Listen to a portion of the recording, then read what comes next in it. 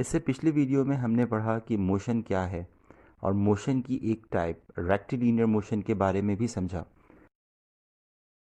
مزید ڈسکس کرنے سے پہلے ہماری ویڈیو کو لائک کریں اور ہمارے چینل دا انسپائر انسٹیٹیوٹ کو سبسکرائب کرنا نہ بھولیں۔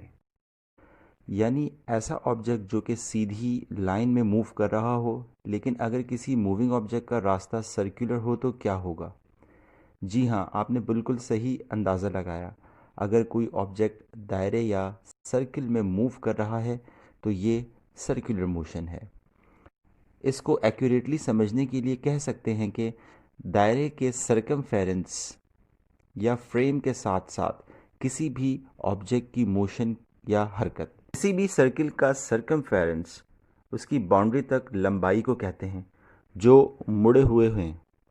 لہٰذا اگر کوئی آبجیکٹ سرکل کے سرکمفیرنس کے ساتھ آگے بڑھ رہا ہے تو ہم کہتے ہیں کہ یہ سرکولر موشن سے گزر رہا ہے۔ کیا آپ مجھے اسی طرح کی ریئل لائف کی اگزامپل دے سکتے ہیں؟ زمین کا چکر لگانے والے سیٹلائٹ کے بارے میں کیا خیال ہے؟ جی ہاں، سیٹلائٹ ایک خاص بلندی یا ہائٹ پر گردش کر رہا ہے، یہ بھی سرکولر موشن سے گزر رہا ہے۔ سرکولر موشن کی کیا اگزامپلس ہیں، کیا آپ سوچ سکتے ہیں؟ ایک اسمال آبجیکٹ لیں اور رسی کے ایک سرے سے باندھ لیں، جبکہ دوسرا سرا اپنے ہاتھ میں پکڑ کر گول گھمائیں۔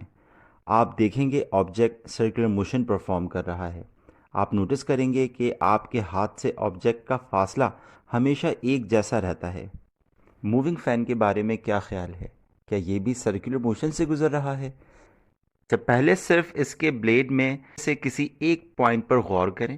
اگر ہم پنکھے کو آن کریں تو وہ پوائنٹ سرکل کی شیپ میں موو کرنے لگے گا، تو ہم کہہ سکتے ہیں کہ پنکھے کے بلیڈ بھی سرکولر موشن سے گزر رہے ہیں۔ اب کیا ہوگا اگر میں پنکھے کو ایک سنگل آبجیکٹ کے طور پر لیتا ہوں؟ کیا میں یہ کہہ سکتا ہوں کہ مجموعی طور پہ پنکھا ہی دائرے میں گھوم رہا ہے؟ تو نہیں، یہ کہنا غلط ہوگا۔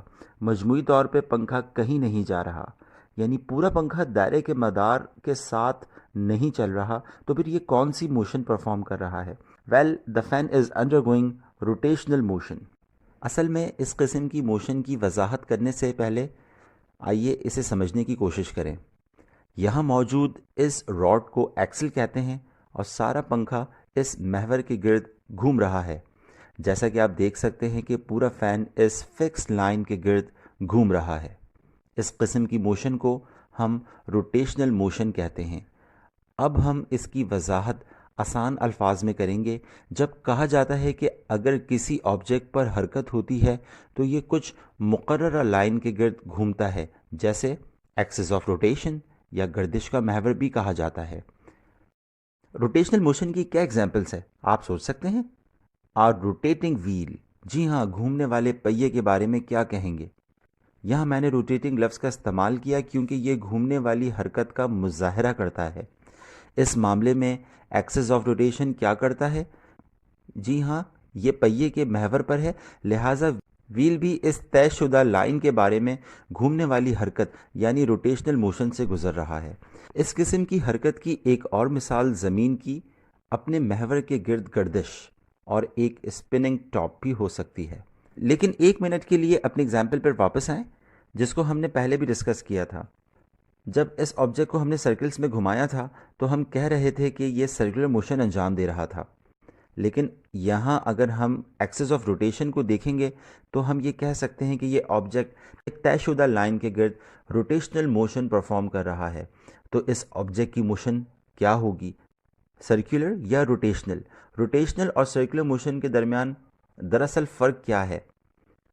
روٹیشنل موشن کی تمام ایگزامپلس میں ہم نے دیکھا کہ کسی بھی آبجیکٹ کا مین پارٹ اس کا ایکسس آف روٹیشن ہے جو اس آبجیکٹ سے گزر رہا ہے، لیکن اس کیس میں ایکسس آف روٹیشن اس آبجیکٹ سے نہیں گزر رہا بلکہ اس آبجیکٹ سے بالکل الگ ہے۔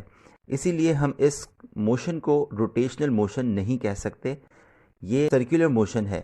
یہ سرکولر اور روٹیشنل موشن کے درمیان فرق ہے۔ اگر ایک باڈی اپنے مدار کے ساتھ موو کرے گی تو ہم کہیں گے کہ یہ سرکولر موشن پرفارم کر رہی ہے، اور اگر ایک باڈی اپنے مقررہ لائن کے گرد گھوم رہی ہے جسے ایکسس آف روٹیشن کہتے ہیں، اور اگر ایکسس آف روٹیشن باڈی سے گزرتا ہے تو ہم کہیں گے کہ یہ روٹیشنل موشن ہے۔ In the next video, we will discuss more.